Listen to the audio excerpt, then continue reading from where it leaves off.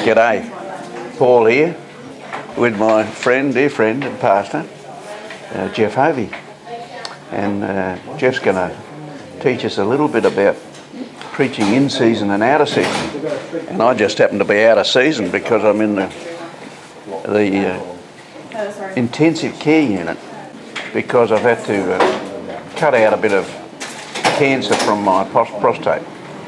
So I'm going to leave this study of Timothy, 2 Timothy, with Geoff, and he will be teaching that from a different location. He can't spend all that time here in the hospital doing it. No, they'll throw me out. Right.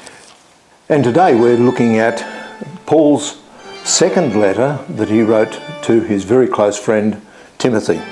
It's interesting because sometimes people refer to some of Paul's earlier letters as his prison epistles. It's not entirely accurate.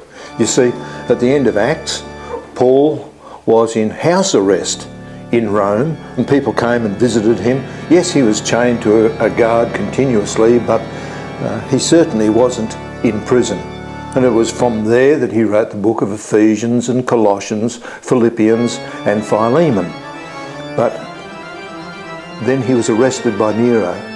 And probably a week or so before he was finally executed, finally beheaded, he was in serious prison, probably in a dungeon, and awaiting execution. And from there he writes his last letter. And this is the one. He knows that he's going to be executed, and this is a very, very heartfelt letter that he writes. And first of all, he starts by encouraging Timothy to be faithful, to be courageous, to stand bold, stand firm. He encourages him to be a workman approved by God, rightly dividing the word of truth. He wants him to be a serious minister for the gospel. And of course, Timothy has been that for many years, working with Paul backwards and forwards. But then he starts talking about what it's going to be like in those last days, and this is what catches my attention. But mark this, there will be terrible times in the last days. People will be lovers of themselves, lovers of money, boastful, proud, abusive, disobedient to their parents, ungrateful, unholy, without love, unforgiving, slanderous, without self-control, brutal, not lovers of the good, treacherous, rash, conceited, lovers of pleasure rather than lovers of God, having a form of godliness but denying its power. And he goes on and says, have nothing to do with them. It almost seems like he was reading yesterday's newspaper or tomorrow's newspaper. These people who are like this, with a form of godliness but deny its power, they're the kind who worm their way into the homes and gain control over weak-willed women. These are the people who are loaded down with sins and are swayed by all kinds of evil desires, always learning, but never able to acknowledge the truth. Just as Jannes and Jambres opposed Moses, so also these men opposed the truth. Jannes and Jambres, this is the only time that they're mentioned, but Jewish tradition says that they were the pagan priests in the temple of Pharaoh who stood against Moses and performed their magic tricks to try and equal the miracles that Moses was performing. As far as faith is concerned, these people are rejected, but they will not get very far because, as in the case of these men, their folly will be clear to everyone. And then he goes on and charges Timothy in his ministry.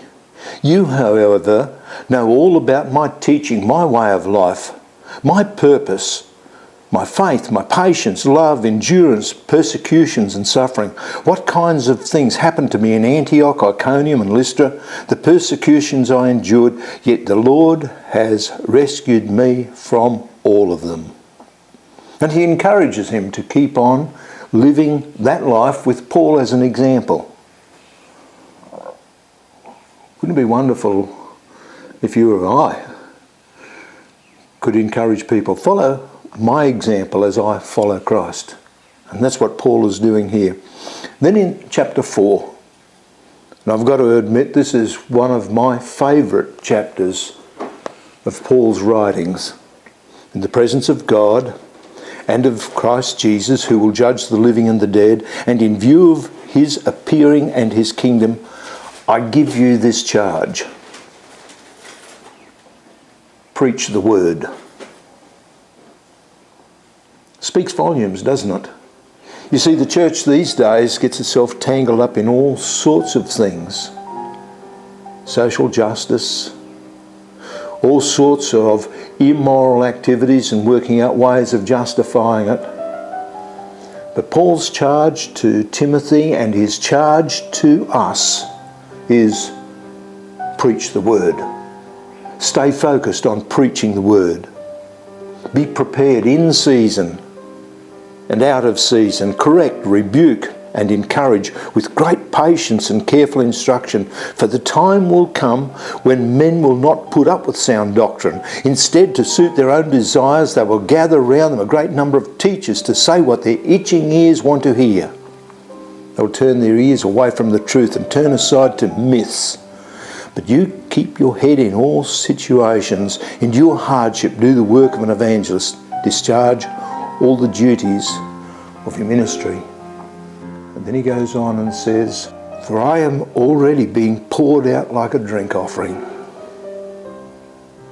And the sense was that quite often, especially within a Roman culture, people would conclude a meal, and at the conclusion of the meal would take the last little bit of the drink, the wine that they were sharing with the meal, and they would take it and pour it out. The meal is concluded, this is a statement, and it is being given as an offering of thanks to God, almost like saying grace at the end of a meal. And Paul is saying that he knows that his life is concluded, the meal is finished. And in these last few days, he's being poured out like a drink offering. The time has come for my departure. I've fought the good fight. I've finished the race. I've kept the faith.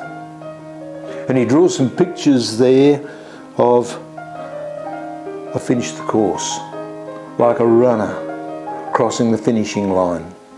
I fought the good faith, and the picture there is somebody in a wrestling match who has poured out everything. We sometimes hear a sportsman, an athlete or a footballer, and they'll say, I've left everything out on the field.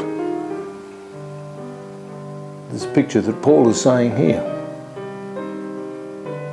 I poured out everything of my life into this gospel that I'm sharing.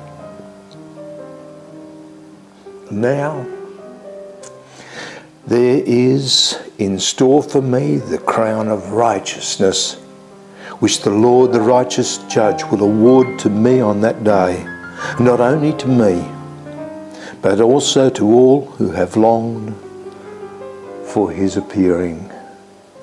What a wonderful way to finish. He concludes the message by passing on greetings to some of his friends.